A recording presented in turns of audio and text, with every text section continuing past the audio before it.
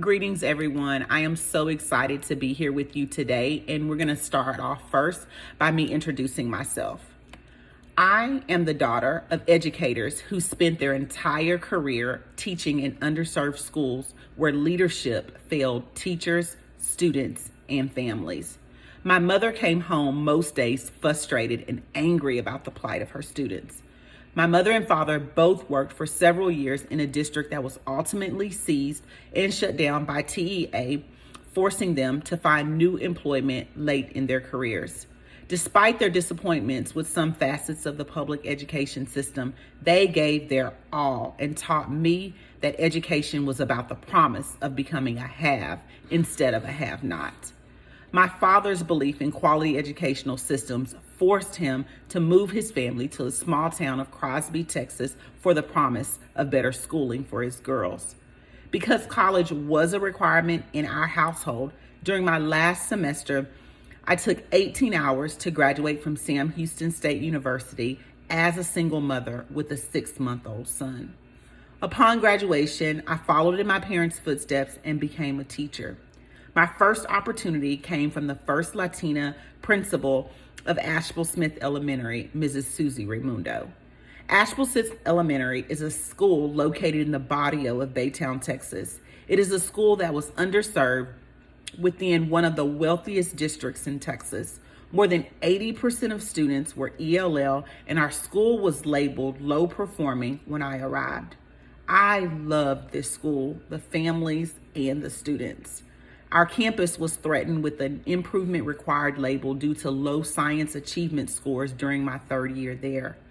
One day, Mrs. Raimundo popped into my classroom for an observation and witnessed me teaching science. I was immediately called to her office. In her office, she questioned why I was teaching science instead of reading and wanted to know who had directed me to do so. My reply was simple. I did it because my students need and will pass their science state assessment. I explained that my partner teacher was in their first year and we didn't have the campus instructional support to help ensure that students would meet the state requirement that would avoid us getting an IR status. She then told me that at the start of the new year, I would be the science instructional coach and my job would be to ensure that all teachers had the support needed to ensure that all her babies in the building would be set up for success. I remember providing so much pushback and telling her that I wasn't ready.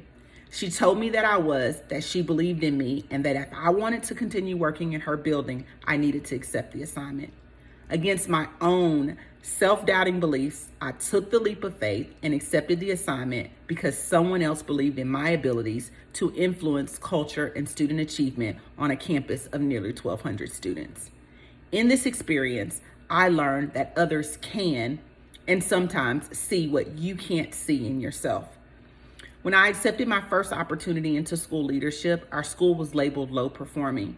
When I departed 8 years later, we were labeled an exemplary campus and had been since year 4. I made a lot of mistakes during my first few years as an instructional leader. After my first year as an instructional leader, nearly 40% of teachers quit or requested a transfer. Here, I learned about results through relationships. At the height of my instructional leadership career, my personal life was crumbling fast. I found myself amid a divorce with 3 young children, ages 6, 3, and 2. This experience by far was and continues to be the most difficult experience of my life. In this experience, I am learning how to effectively communicate, how to make decisions based on facts instead of feelings, the importance of accountability while staying committed to my mission and values, the importance of setting goals, the need to closely monitor progress, adjust course, how to extend grace, exercise humility, how to rebuild, how to show love in the most difficult situations, and most importantly, I am learning how best to handle those that mishandle me. My why is quite simple. I do this work because it is my life's purpose to influence school leaders to create environments and systems that will ensure the creation of more haves than have-nots in this world. In a few moments, you'll get an opportunity to share your why. But at this time, please take some time to access the back to school activity that's at your tables.